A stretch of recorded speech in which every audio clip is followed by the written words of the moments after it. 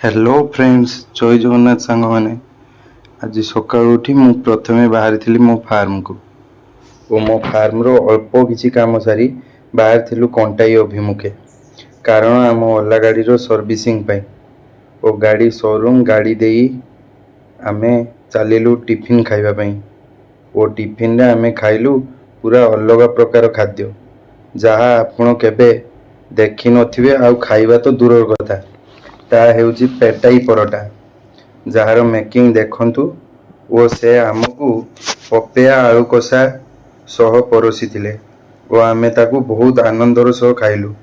तापरे आम गाड़ी रेडी हो जाइतला तापरे आमे कंटाई मेन मार्केट भीतर को जाइतिलु ओ सेठाकार किछि दृश्य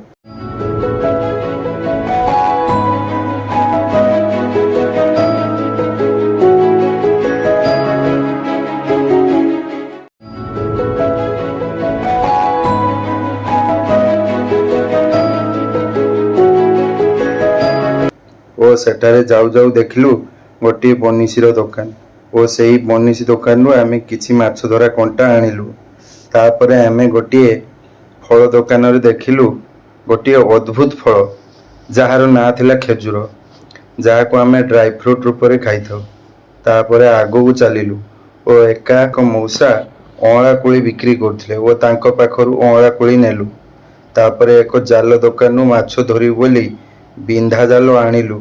तापरे घर को फेरिबा समय रे खाइबा लुण तैयारी फार्म देखिलु जहाँ एमिति पोखरी भली देखा जाउतिला। तापरे आमको गरम रे आउटपाउट लागिला सेथिमे रास्ता कड़े थिबा गोटे दुकान रे थम्स अप पीलु। तापरे घर को फेरिलु। रहिली सांग माने वीडियोटी भलो लागिले लाइक कमेंट शेयर और सब्सक्राइब करिवे। जय जगन्नाथ।